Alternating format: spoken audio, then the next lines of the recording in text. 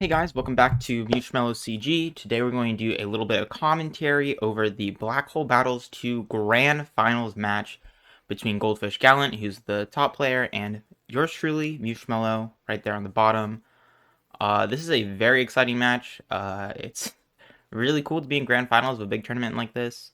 So you'll get a little bit of perspective on, you'll get a little bit of my perspective on how I played, how Fish played, and this is going to be kind of a long video, so buckle in, probably going to be about an hour long.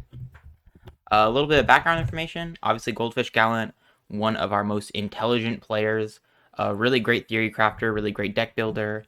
He brought Sindell Tempo to this event, which is kind of his baby. He basically pioneered the deck. He's been adapting it to every single format. He's been building upon it, and he kind of brought a really good list to this event, I think. Which is cool because he mixed it up a little bit and brought some really interesting choices. And then there's me, Mewshmallow. It's kind of cool because I also brought my own deck. I basically pioneered Tempfloaty Burn. So it's cool that I brought my own deck to the tournament. And we're kind of pushing our own decks to the limit, seeing each other in grand finals. So he went first, I went second. This is probably how it's going to be every single time. I want the extra card draw for our consistency on my potatoes, and he wants the extra stars so that he can deal with me and play around ice elixirs and stuff like that. This first turn, I just leave my planet empty because I don't want him to attack into my Shock, my Kaleleon, or my Thorngoborg this turn and beef up his Tonix. So basically, I'm letting him attack my planet so that I can Point Phantom next turn, and he won't be able to attack over my Point Phantom, and his zone will be clogged up. So hopefully I'll be able to get a free 2-point swing that way. He didn't buy Resource Zone, so I'm looking pretty good. An interesting thing about this matchup is that we're kind of playing like two very different games, because Tempo is very much about having this really strong board presence, putting on this pressure, and getting as many attacks faced as possible as soon as possible so you can get a 20. It's a very aggressive deck like that. And then Tempfloaty Burn is this very passive kind of, I'm not going to interact with you at all deck.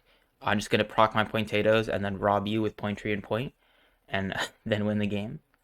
So it's definitely two very different styles of Sindell decks. So it's pretty interesting to see that in grand finals. He brings a Demo Knight, attacks my Point Phantom, clears him out of the way.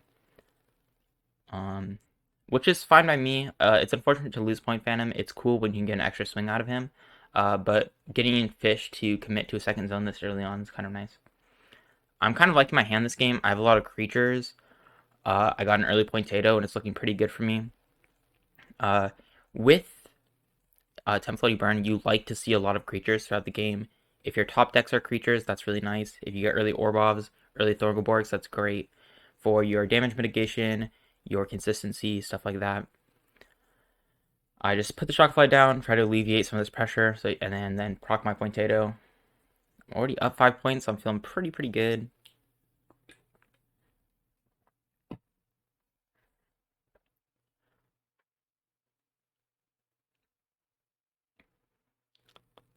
Yeah, so basically, like this scenario, like I have another Shock, so that means that at least I'm probably gonna live like another 2 turns with like no damage, which is nice.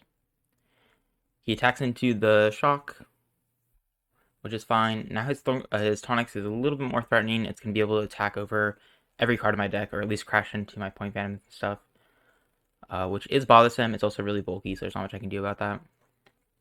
I just started on the Thorngoborg. I assume I'm gonna take a 3-point swing here, but I need the draw because I drew Tempfloaty.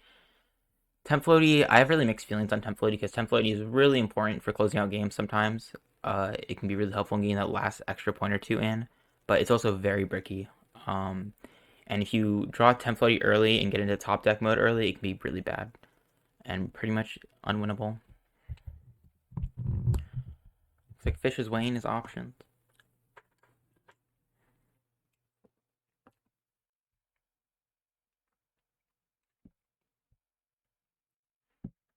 I could just skip Fish. Wait. Ready? Okay. Fish attacked. Maybe I'll make this video a little bit faster. This is a replay, so I can mess around with a little bit. So he attacked. He swung with Demonite. Wait, no. Wait. Oh, right. This was sick because he attacked my Thorgoborg. I drew off of Thornborg, and I drew top decked Point Turret, and was able to get the 3 points off of his Demonite. So I was really sick, super lucky. You love to see that shit stuff. I just dropped another shock after getting that 3 points.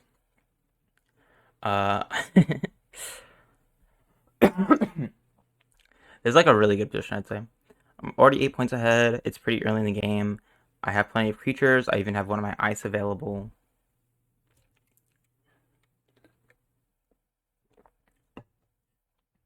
I have Clelion, which is going to guarantee me another 2 points probably, bring me to 12. Yeah. And then Point Tree brings me to 14. I could get one off of Tempfloaty, so I have like a pretty good chance at lethal here in my hand, as long as I'm able to draw into my second Potato. And the thing about Tempfloaty Burn is you have a lot of ways to draw a Potato. You have Star Paths, you can draw like 4, even 5 cards at a time sometimes. Oh, yikes. He Orbits. Orbit's a really interesting card. It's a very good card. It's been a very good card for a long time. You can really punish players who are hoarding stars, which is super popular in this format, especially with decks like Sindell Control, who can just kind of sit back, get to 20 stars, and then not worry about it at all. So this was a super good choice by Fish. It's always been pretty good. I think Oddish said like, yeah, it's good, but I thought we gentlemen agreement to not do that because it's a very annoying card to play around at times. Because if you don't see it coming, then like you could potentially lose a lot of stars and then give your opponent a lot of resources to work with. So yeah, I just dropped the Clelion and the Thornborg. Try to get my draw back. Hopefully get some more cards. And also push towards that lethal with Clelion. But yeah, now I'm really low on stars, which is not a huge deal for Tempfloaty Burn. Obviously, you play a lot of small creatures. Your biggest creature is 5 stars. The vast majority of your creatures are 1 or 2 stars. Secret was doing like these stat things for he was like doing stats for the different topping deck lists this event, and I think the total cost of every creature in Tempfloaty Burn was like 26 stars in total. So stars aren't a huge deal, but it is super helpful when you're trying to get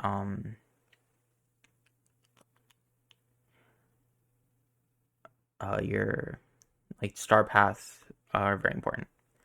Like getting one big star path is really good for this deck, basically. So yeah, I dropped the Waku and I dropped the Bagonk. Just get another 1 point swing in. Keep blocking damage. That's one of the strengths of this deck is that you have a lot of cheap creatures, so as long as you have cards in hand, you can block like 2 attacks pretty much every turn. He's thinking he drops a Point Turret. The Point Turret's fine there. Against Burn, the most points you're gonna get is 2 points off of Point Turret, and he's already seen one of my Point Phantoms, so it's not too likely that he's going to see another one anytime soon. Totally respectable to Point Turret. That Bagonk, I think, also keeps me 1 point away from lethal. And like 1 point can matter so much in Burn because you have such a limited amount of points you can gain. So like denying Burn 1 or 2 points here and there is like so important.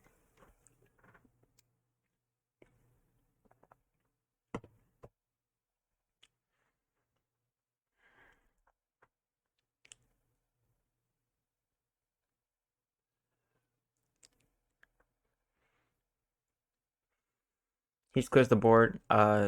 Good on Fish. He's good habit. He attacks the creature that has a draw ability second, so you don't like draw an activator, which doesn't really matter, but it is probably good habit to have.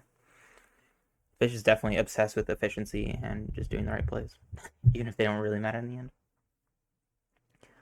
I draw Spoons off of Waku. Spoons is very important for this deck. It's very important for a lot of decks. It's a very good card. If you don't know about Spoons and why it's so good, it's this really solid card that's super generic and lets you see a lot of your deck. So if you play 1 spoons, then you get to reveal the top 3 cards of your deck, kill 1, send 1 to bottom, and add 1 to your hand. So basically lets you dig for the card that you need in your deck, and it also allows you to basically thin your deck by putting 1 on bottom and killing 1. Killing 1 can also, for a lot of decks, set things up. So in Tempfloaty Burn, you can set up Orbovs by killing them. In Sindell Tempo, which is Fish's deck, you can set up your Atomic Keys or your Sculpting by sending them to the graveyard. I mean, killing them. So yeah, I get 2 Orbovs here. I'm probably going to do that. I kill 1 Orbov. I think I add 1 to hand. Just have another blocker on deck. And send Ice to bottom since I already have an Ice. Ice is pretty important for Burn. It lets you slow down your opponent a little bit. I think some people kind of overrate its importance, but it is definitely important. Here I try to break the rules. I played 2 creatures. I played spoons this turn, so I'm only allowed to play 1. Fish is about to correct me in like 2 seconds. I think I leave the Orbov on field. Yeah, so I leave the Orbov on field, go my point back. Oops, cheater moment. It's reversible, it's fine. So now all he has to do is attack this Orbov. His Tonix is frankly really big now. He's getting a lot of value out of Tonix in this matchup. Tonix is a very good card. After it kills 1 creature, it has 260 health, which is super difficult for a lot of creatures to deal with. And its initial 160 power is nothing to scoff at either. It attacks over a lot of small things. It attacks over a lot of the popular 4-stars. Tonix is definitely a very strong card, I'd say. It generally forces your opponent to use removal to get rid of it, which means that they will have less removal and less answers when you start free playing your Atomic Keys and stuff like that. This is me changing the song. Shout outs to Remy Wolf. Love her album, super good. Back to the game. Fish is a big thinker. So he is thinking. This matchup can be kind of weird because this matchup is a little bit weird for tempo because you're just trying to swing face, which is fine, but you're trying to swing face as fast as possible, but you also don't want to like over commit because you don't want to get punished by ice elixirs or G crashes and then mess up your like momentum for the rest of the game. But you do want to get as many points as fast as possible so I don't draw into Pointato and stuff like that, because Tempfloaty Burn's super good at getting through their deck really fast, and they have lots of damage mitigation options, lots of small creatures, so it can be hard to swing face anyway. Fish gets the Demonite swing, gets 3 points. And it's officially my turn. I draw Star Path, good to see, good to see. I'm probably just gonna drop, I'd assume I just drop the Cololion, maybe drop the Ice Elixir since I don't have a lot of creatures to work with. I'm trying to save up stars for that Star Path. I genuinely like to get, at the very least, I like to spend 12 stars on a Star Path to get the 3. Ideally I get like 16 stars on a Star Path if I have like really good economy in that game. And sometimes I'll go to like 8 star paths in case I like draw into both, and then I can just like play one earlier and then use the second one later on. I drawn a Cosmic Treasure, super good card in this deck. Oh my god. Cosmic Treasure makes a lot of decks work that probably shouldn't. You're able to like really easily go minus with stuff like Point Tree and Point. A lot of your creatures die and you don't kill a lot of creatures, so they generally have a lot more cards than you. Which means Cosmic Treasure procs almost every game, especially against a player like me who just plays cards. So I dropped the Pointato, super good position right now. I'm on 12 points. That Pointato will put me at 17. There's not a lot of counterplay to Pointato.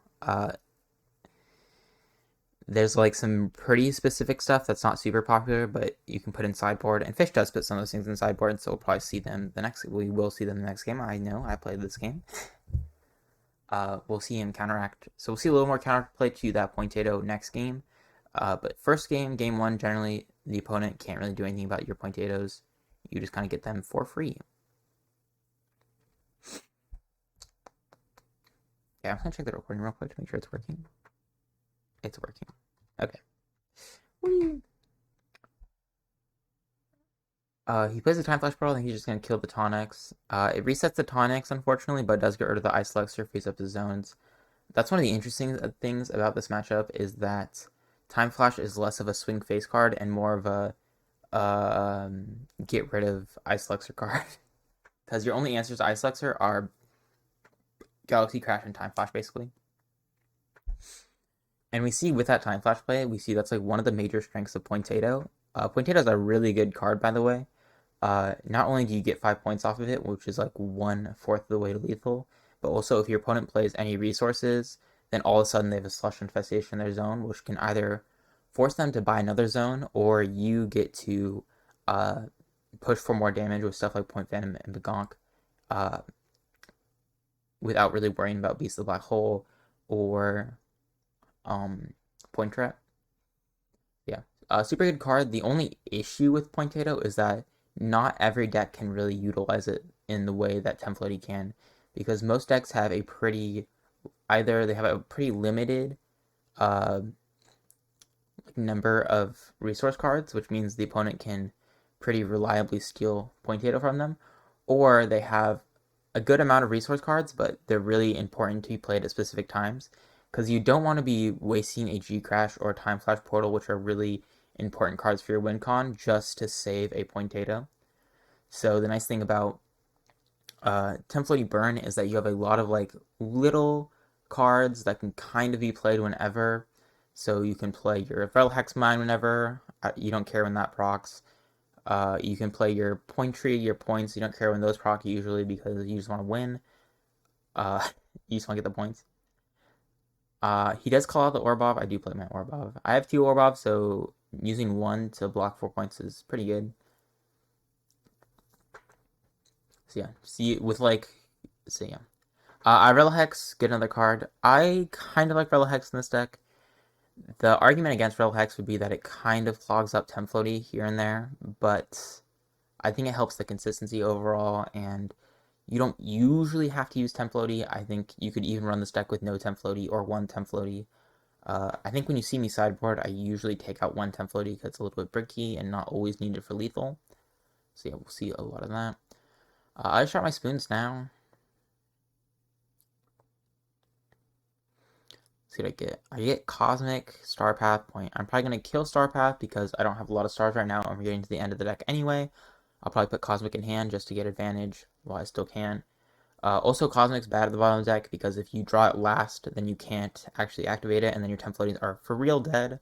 And then I'll probably hit Point at the end just in case I need an extra point within the next coming turns. So yeah, that's what I did. That's why I did it. There you go. I might G-Crash this board. I don't remember. But this is a pretty threatening board. Next turn I'll have 8 stars. I Cosmic first, of course. Just get my cards. I have a pretty good lead, so I'm not like worried about deck out situations and like missing lethal. Feeling pretty good in general. I might just play Point Venom here actually, and try to get this rob him of 2 points. Yeah, so the really interesting thing here is, oh yeah, I could have,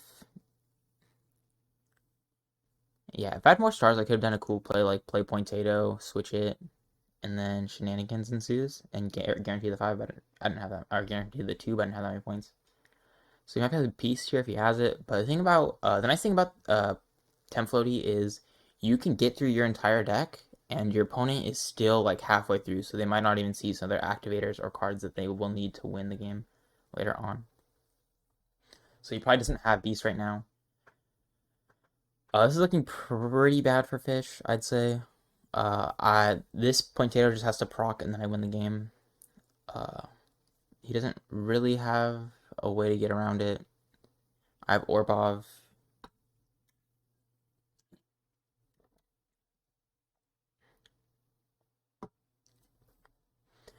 The funny thing is, I don't even need this potato because I have 5 points of damage in my hand with double point, tree, and point. So I do just win this game. Yeah. So that's like what Tempfloaty looks like when it goes well, pretty much. You get your potatoes. You don't always need them, but you usually need at least one, or else it gets harder to win. You try to get in points when you can. You try to keep your opponent at bay, stop their attacks, and then rob them with point cards at the end of the game and get your lethal. So yeah, I take game 1. Pretty convincingly, I must say. But game 1's the easiest game for Burn because your opponent doesn't have a lot of counterplay to potato, and they don't have a lot of and a lot of the cards that would be helpful in other matchups maybe aren't as good. So that's GG. Rip Beast the Black Hole. Zombies, yeah. So you drew Beast 1 turn late. That's one nice thing is, I think I mentioned it earlier, but Tempfloaty gets through a deck so fast.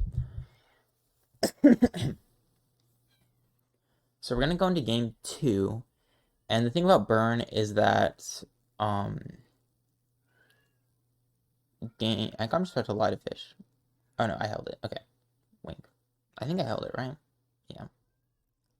Yeah, I just held it because I didn't care. Yeah, game 2. Um, Once you go into game 2, the game gets really hard for Burn, I'd say. A lot of decks run stuff like Space Pit in their side, which can shuffle your Orbov so you have less chump blockers throughout the game.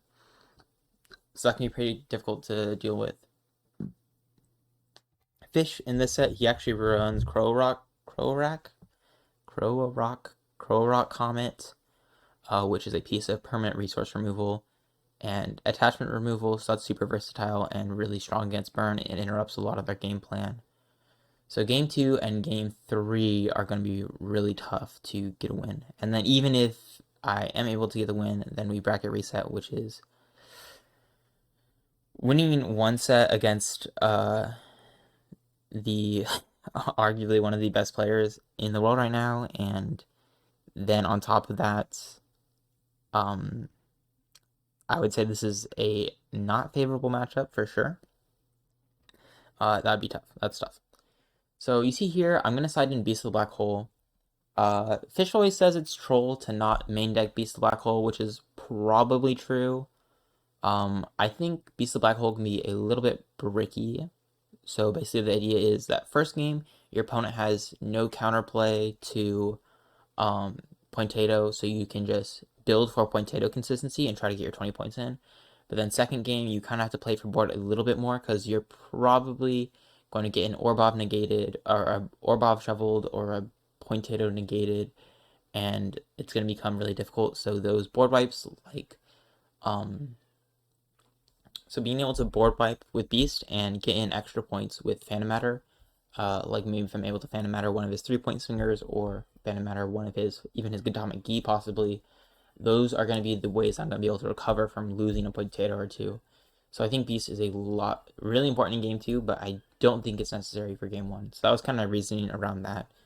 It's pretty weird not to see Beast or Phantom Matter in the main deck, but that was kind of the reason I did it. I think I don't know if it's correct, but I do think there is some advantages to it.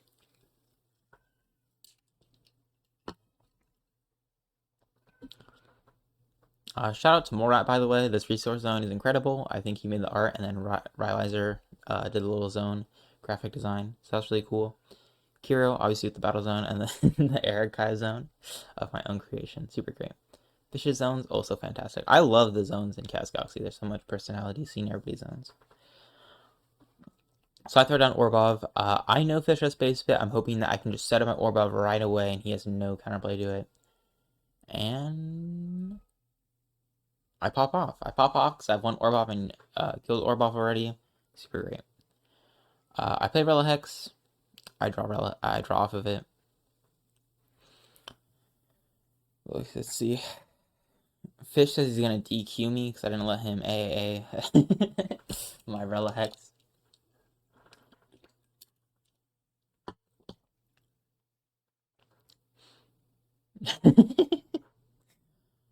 Off of spoons. Let's see what I get off of spoons.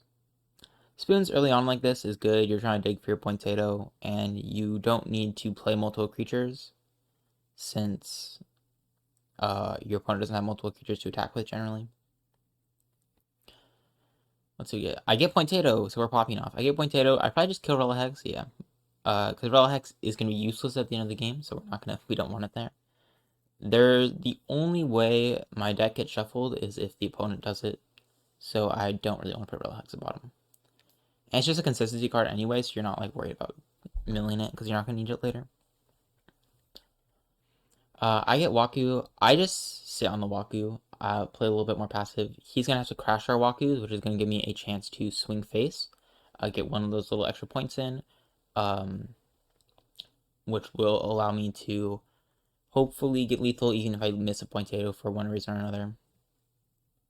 And then we both get the proc off of Walking Man. So that's good for me, I would say. And then I draw my Colelion. Yeah. I think that's like, this is a good situation for me, but Fish kind of had to do that because if he sits on Walking Man and Walking Man, then he's not going to be able to make his own move. And he's just going to let me be able to dig for my potato without being able to get any points in, which is probably not a good scenario for him. He's thinking, he's probably thinking about Beast, Field, maybe even Turret. 1 point is a lot, so Turret might be on the table. Beast scene, so I don't draw either, could be valuable, I guess. Yeah, he doesn't. He's like, okay, I'm going to deny your draw so you can't get your potatoes as fast, and I'm going to make sure you don't get that 1 point in, which I think is a valid play. I think it's definitely weird to see a Beast of Black Hole used on a little Thorngle board like that, but I think it was a good play, all things considered. He drops the sword. Interesting. Sword is a more recent addition to Fish's tempo list. I think it is very good. It kills a lot of stuff like Shockafly, like Orbov, like Tonics, which are pretty popular cards. And it has low enough, it's a 2 point swing, which is pretty good for a, I think it's a 3-star, right? And on top of that, it has less than 80 health, so you can revive it back with Skelegast, which can be really important in some matchups. So yeah, he was able to use the Crow Rock comment. He drew it early enough, got rid of my potato, which is going to make this matchup so much harder. This deck really relies on potato in a lot of ways. Potato is a super strong card. It just requires kind of a weird list to actually take advantage of, but Tempfloaty really relies on it. It is basically the card that makes this deck work.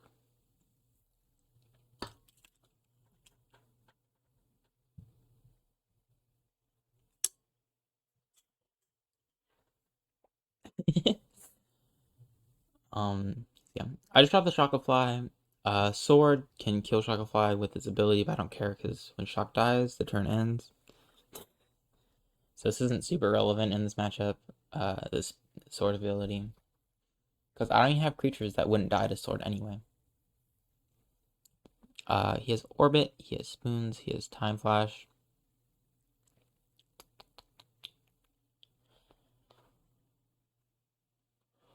I don't really know what his hand looks like. Time Flash could be pretty important later in the game. I think he's going to grab Time Flash. It's good for playing around Ice Luxor. Uh, he probably ditches Spoons, I would assume. Or maybe, yeah, I think he probably ditches Spoons because it's not good at the bottom of the deck. He's not going to shuffle his deck. And maybe he saves Orbit for later. That would be my guess. Let's see if it happens. I don't remember what happens.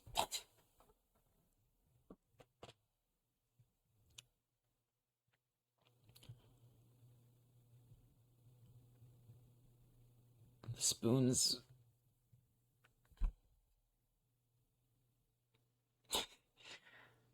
So yeah, he kills. What would he kill? I don't pay attention. Oh no, he adds. Yeah, he kills the spoons he played. He adds Time Flash to hand, just like I said. Wow, I'm a genius. Now I'm taunting Fish in chat. A good gamer I am. He kills the other spoons, puts it on orbit to bottom deck. Wow, I knew exactly what he would do. Okay. He kills my Shockafly.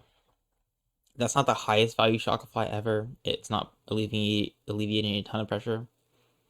I could have even let him. I could have even saved Shocklefly for a bigger board, but he has a lot of stars to work with, so I didn't really want to risk it. So I'm gonna probably drop the point here, right? So I can play the Cosmic.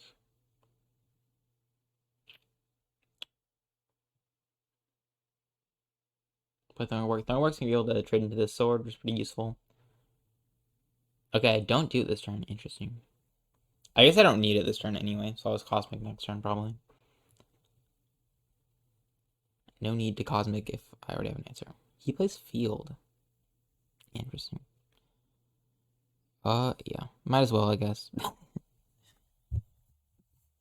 The only other way he uses Field in this matchup is to stop a attack from Point Fanner or Bagonk, which I think would be the better usage of Field. But maybe his hand's kind of low on creatures, or he wants to guarantee a big swing this next turn.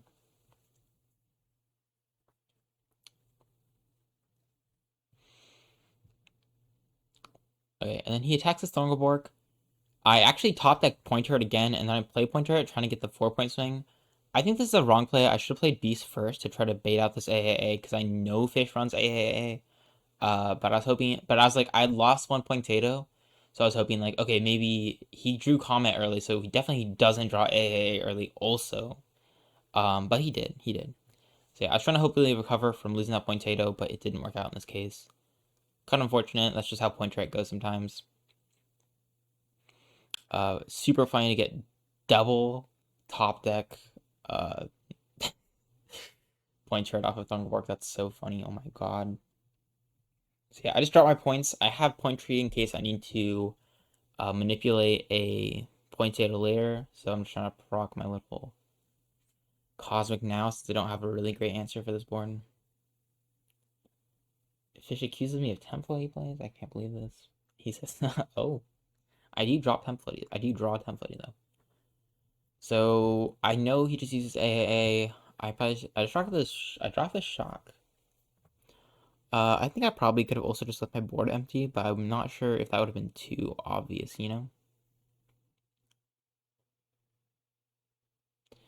Because like when a board's empty, you generally know there's an activator, so you could swing with like just key or just sword and then get extra points in without uh falling to beast. Although he's just trying to smorks, maybe he just smorks and swings face and gets that 6 in. I hate the word smork, by the way. I can't make Fish making me say smork. Hearthstone words.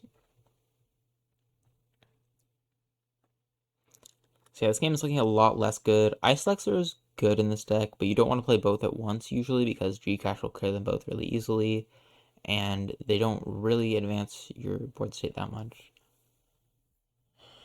So Ice is good, but it's kind of annoying to see both this early on, and then Tempfloaty is a dead card forever, generally. Unfortunately, I drew this early. And he has the Space Pit, so he pulls out the Space Pit. A lot of people playing this inside deck because Orbov is so prevalent. I just dropped the G-Crash. I'm glad I was able to at least bait out Space Pit on Shock because Space Pit on like Orbov is a lot worse. And I draw Orbov? Wow, I'm popping off. If I get this 1-point swing with Orbov, he's out of activators, pretty sure. But yeah, getting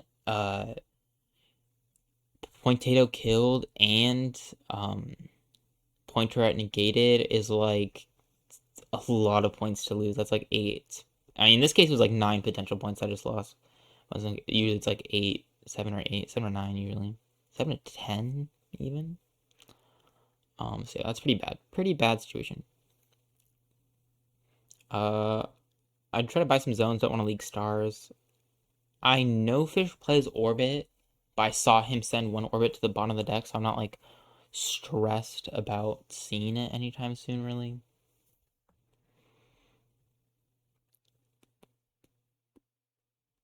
Pointer again. There's his Pointer.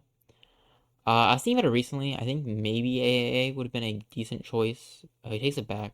Fish. Oh, well. I think AA might be a decent choice in Tempfloaty. Maybe. I can't say. Because then you can get rid of the opponent's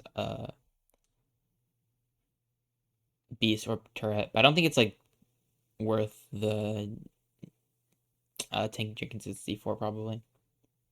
Because there's already, like, you already lose so bad if you get a bad hand. He bounces the tonics. My ice is dead. That's like super low value off the ice, which is unfortunate. And he kills Begone. Yeah, this game is looking all fish. My hand's pretty small. I don't have a great amount of cards. I don't have a good amount of cards. And the cards I have that aren't super great. Tempfloaty point tree you like to see later in the game generally. Earlier in the game, you just want to see a lot of creatures, I think. I dropped the Ice Elixir. Just trying to hopefully live as long as possible. Try to slow him down a little bit since he has the point lead.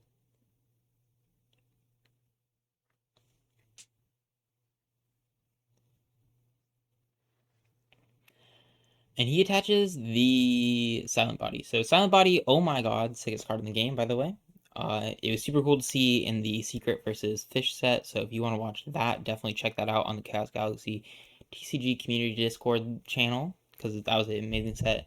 Basically, for those of you who do not know about Gamok Silent Body, it basically makes it so that the attached creature is not first of all, it makes the attached creature also a sending creature.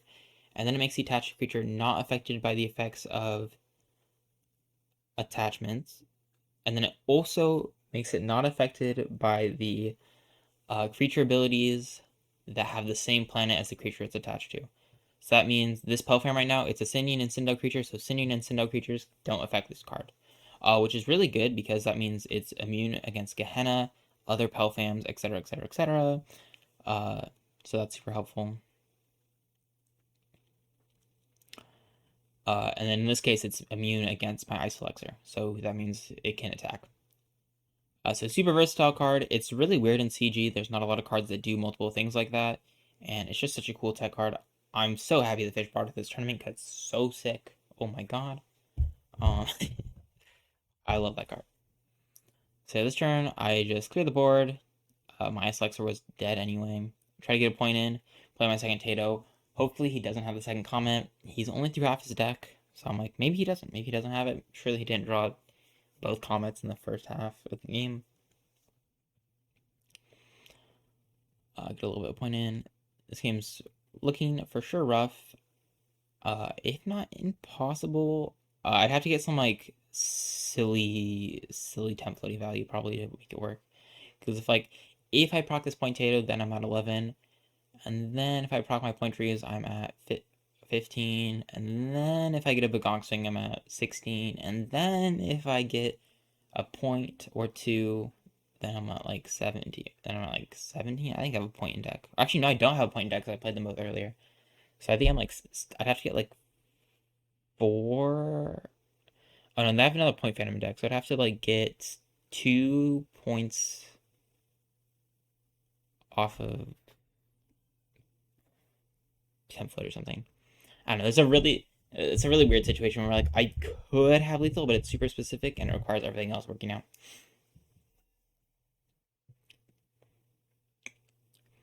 So he plays Cosmic, gets some stuff in his hand, move the point tree to his side of the planet, his field. And let's see what he does.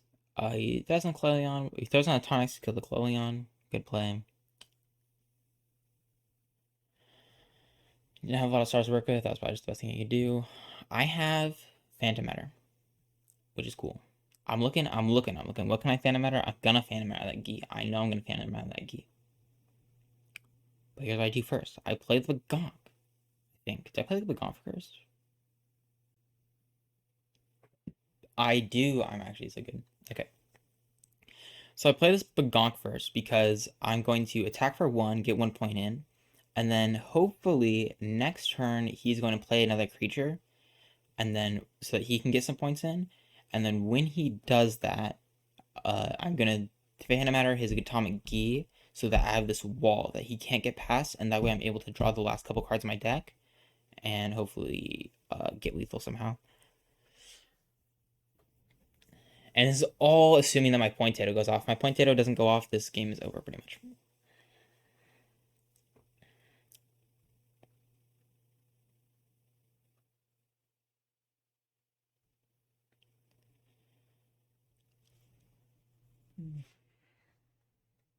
Let's see. I assume he has pointer in hand still, I think. So he's considering whether or not to uh, pointer at this Bagonk right now or wait until I have Point Phantom in a couple turns because he knows I have to Point Phantom. So I think he holds onto the turret, trying to get the most value out of it as he can, assuming I don't have lethal in hand. So that's a good play by Fish. I don't think it matters in the end. I think doing point turret on either would have guaranteed him the win. But that was just like a good efficiency play for him, making sure that he's getting the most value out of his cards. And making sure that I don't win the game. That happens. And this turn he plays Sculpting, and I think Time Flashes? Bagonk?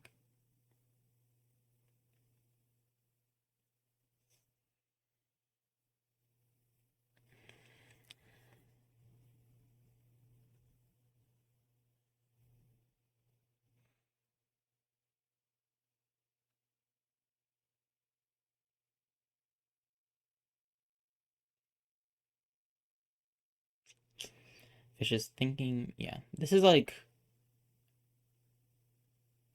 oh yeah, I checked that. I didn't add potato again or anything, so I have to double check it. I can skip that, because come on, that's boring. And this is already long enough. Okay, I fixed the potato tower. It should be right. It will proc at the end of my next turn, basically. Because that's how potato works. My turn will be the 4th turn. After my turn will be the 5th turn. No prop. End of my next I can spell. Okay. So he plays Time Flash. He puts the potato on my side, which puts me in a kind of interesting scenario. And he swings for 5. I don't have a response. He gets the 5. He's at 14. He has a lead. Oh, I Orbov. Okay, I'm clutch. I double Orbov? Oh, man. Okay. I'm actually clutch. I forgot about Orbov. I forgot I have Orbov. Okay. So I play my double Orbov. Luckily, I was able to get both those out without getting interrupted by Space Pit. So that's Augers. And it means that we're actually a lot closer than it initially seemed. And my potato will for sure go off. So I grabbed the Gatonic Gi. I know that he played his Time Flash Portal. I know that he's played both his Time Flash Portals. I think. I mean, he might have one more in deck. Alright, so he hasn't played both his Time Flash Portals. But I'm able to pan out his Gatonic Gi, and then my potato pops, so I get the 5 points. And then now his Atomic Gi is walled out. And now my Bagonk is supposed to come back right now, but we forgot about it, so it's gonna be a little bit confusing for like 10 seconds, and then it's gonna come back and he's gonna reconsider, and it's gonna fix everything. So yeah, this is a really interesting scenario. It basically comes down to, I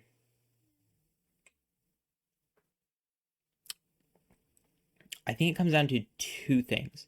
It comes down to, does he have Point Turret, and does he have G Crash? If he doesn't have Point Turret, then I can guarantee that my next Point Phantom swing will gain 2 points, and I'll get to 15. And then on top of that, as long as he doesn't have G Crash and can't swing face, then I should be able to get 5 points next turn from double point tree, Tempfloaty.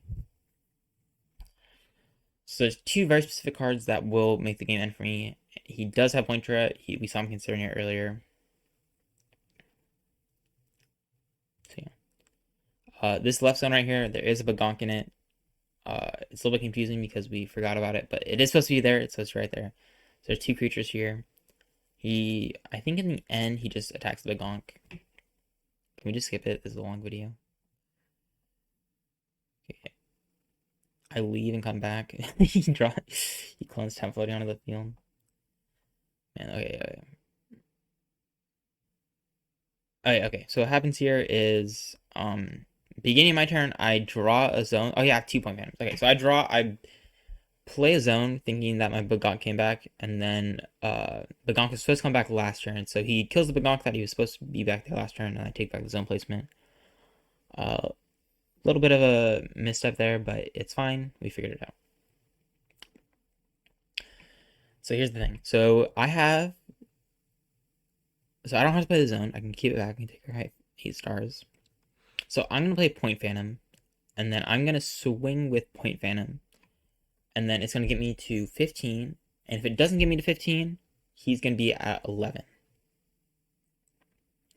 If it brings me to 15, then I just need to play all my cards and win next turn. If it brings him to 11, then all he needs is G Crash, and then he can blow up my board, play a bunch of creatures, get his lethal, I'm pretty sure. So I play Point Phantom. He gets the Point Red. So this basically weighs all on one card. If he has G Crash, then he's chilling. He just kills the good Atomic Gi, swings for a bunch of points, wins the game. Pretty much. Oh yeah, and then I mess up. I don't know. I went to the bathroom and then all of a sudden I forgot to play CG when I came back. It was wild.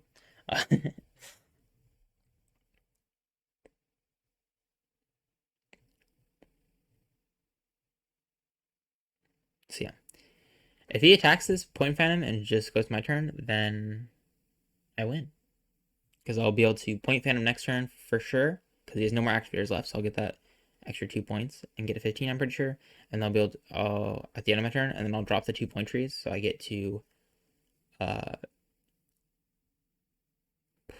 so I get 17, and I'll be able to get one off of Tempfloaty. But that all relies on him not getting into lethal range. So if he gets to 16, then I can't play my point trees, and then I lose the game. Because the point trees will make him win before they make me win. If he gets closer to lethal than me. So he's thinking about it really hard. If he just has G Crash, he needs to throw down the G Crash, clear the board, play 2 creatures, swing for 5, and then it's impossible for me to win. And then if he doesn't, then I'm pretty set. I just do my play, drop all my cards, immediately win. He actually doesn't even need to get 5 points. He can just get 4 points, and he's at 15.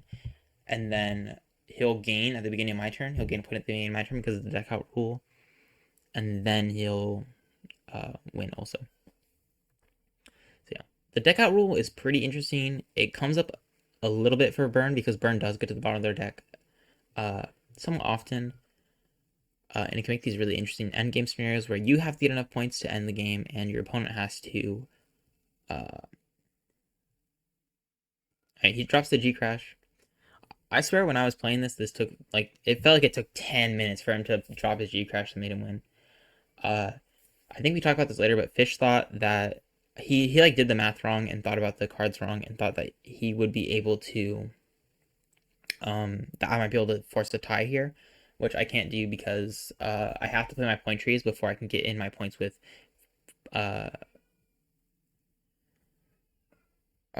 get in my points with Tempfloaty and Point Phantom. So I'm gonna lose here because I have to drop the point trees. Fish doesn't know how the game works, so that took longer than it should have. But yeah.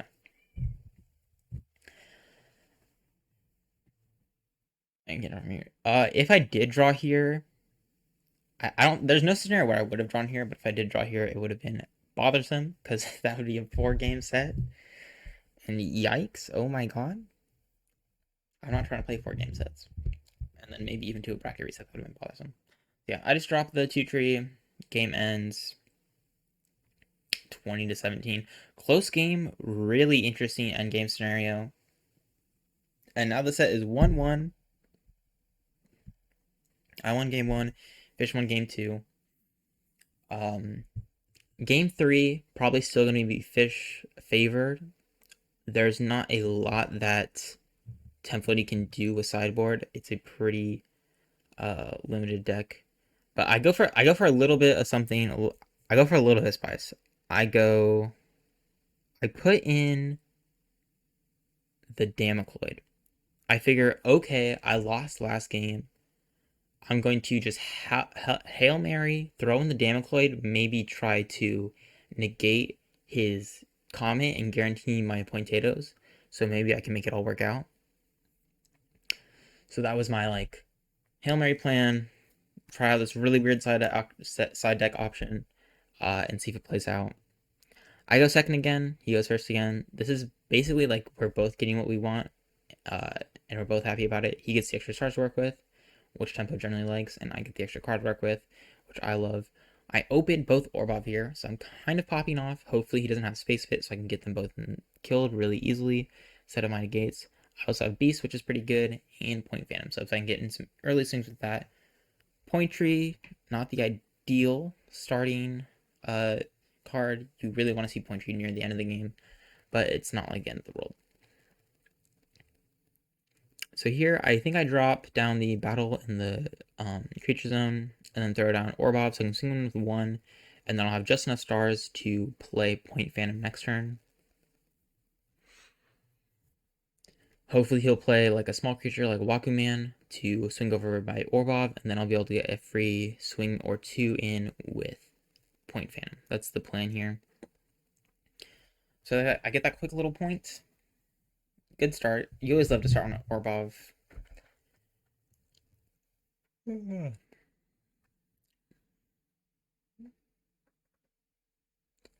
then fish. 6.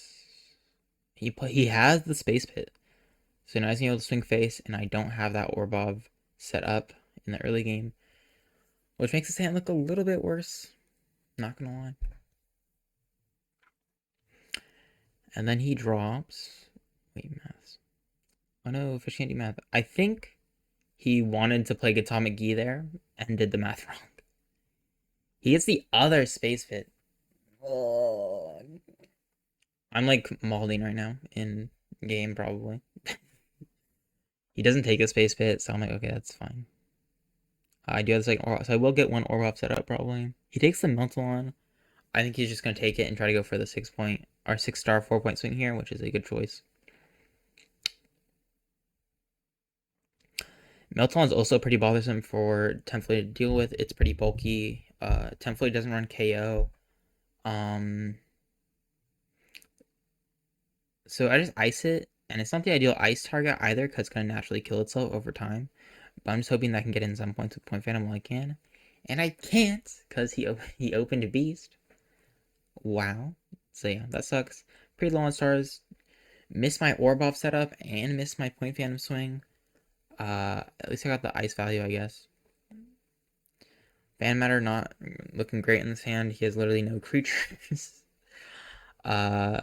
Orbob, I just dropped the Orbob. I know he doesn't have space hits. I know this Orbob is going to do work. But it also sucks because I don't have a lot of creatures in hand. And I have 2 of my point cards this early with this small of a hand. It's kind of a bad sign. Point tree and point, kind of breaking. Okay, so he gets another creature zone. He's just trying to clear this Orbob out of the way, get some early game pressure going. He's probably really happy about me icing his melts. Because that's just really good for him. Because that means he doesn't need to use Time Flash or G Crash to get rid of an ice probably later in the game. Which means a lot of his... Which means like basically one of the biggest issues with the matchup for Tempo is like not even an issue of the game probably for him. Yeah, that was not the best play for me, but I was kind of in a bad scenario. So I think it was okay. But yeah, this matchup is definitely interesting because it's when you're playing against Burn, you're kind of forced to play Burn's game. Which is interesting for Tempo since which is like good for Tempo because Tempo likes Burn's game. Because Burn's game is who gets the most points fastest. And decks like Tempo and Gauss Combo generally do get their 20 points faster than Burn. But yeah. Although on the other hand, stuff like Atomic Gi, and stuff that costs a lot of stars is like really susceptible to ice and stuff. So that's like kind of like the drawback. And here my stars go to 0. Yikes. Pretty sad about that.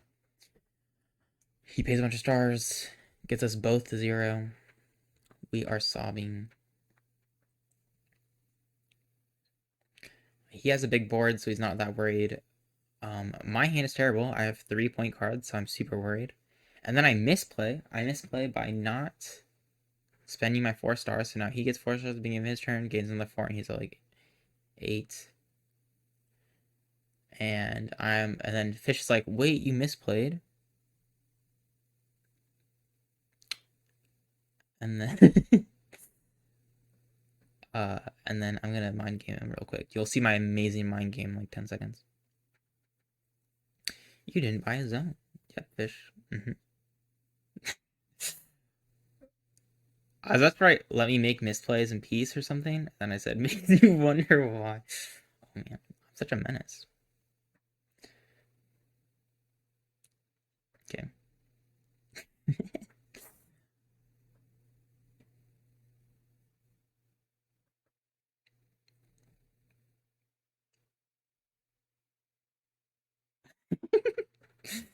Fish is so mad at my play.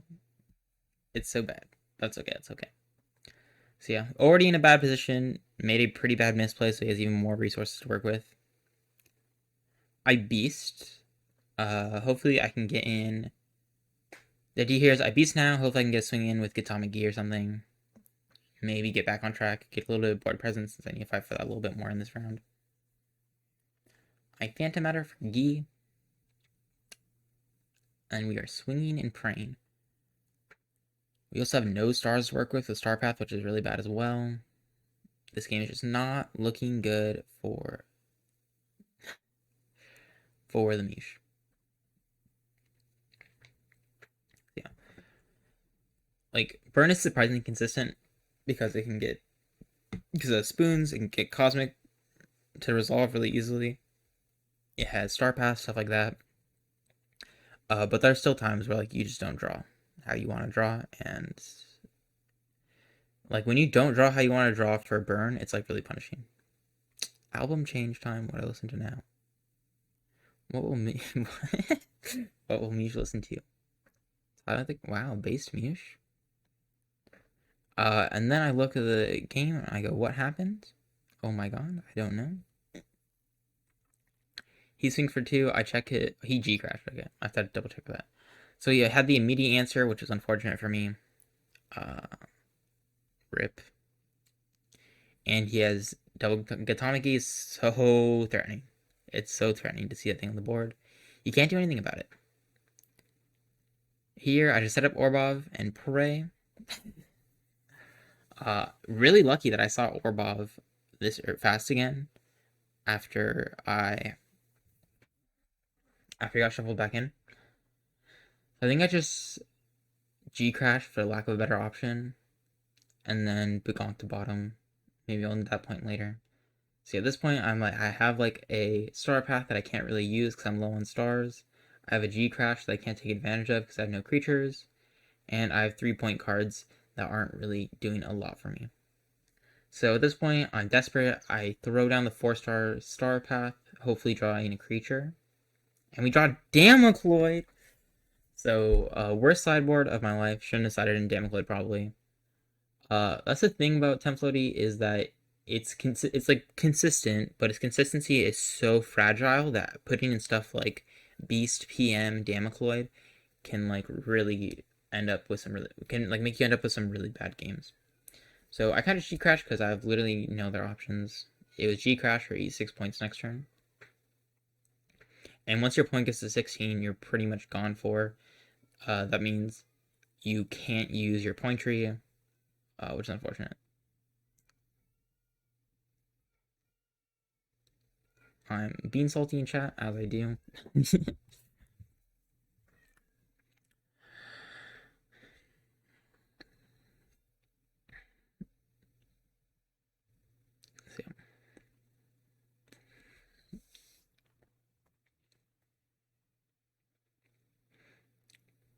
he just plays Ghast, Orbits, and I have next to no stars again, which is also unfortunate. I won't be able to use Damocloid on anything, even if it does come up, which it doesn't really matter anyway, because I wasn't going to Damocloid Cosmic. That would have been terrible, probably. Plays Tonic, swings for 4. I got nothing. Unfortunate. I should be at 5, but I can't. Do math. I draw Point Tree. Oh my god. I have Point Tree, Damocloid, Point Tree. Worst hand of my life. Actually, oh my god. It's not even funny how bad that hand is, not gonna lie. Okay, so I gain my 3, 4, whatever. Play Walking Man. Just knock out his gas. At least he won't be able to use it later in the game. But also, he's sort of just going to kill my Waku, attack face, and win the game here. probably, unless I do another third point tree top deck. But no, he bounces it, can't top deck point tree, and the game is over. So that was the set. That was the grand finals of Black Hole Battles 2. This tournament was incredibly hype. One of the most fun tournaments I think I've ever had the joy of participating in, commentating, watching, and all around like being a part of. There's lots of great gameplay. So many like great players came out and like performed really well. I felt really good about my performance. I think I pushed Tempfloaty Burn pretty much as far as I could. I was low-key surprised I made grand finals, but I was able to smoke some control players in bracket. So yeah. Fish, also shouts to Fish. Black Hole Battles is his tourney, basically. He placed second in the first one, and he took the second one home. So yeah. Good on him. And that'll be it for today's video, probably. If you like the video, then like the video, and subscribe if you want more Chaos Galaxy content.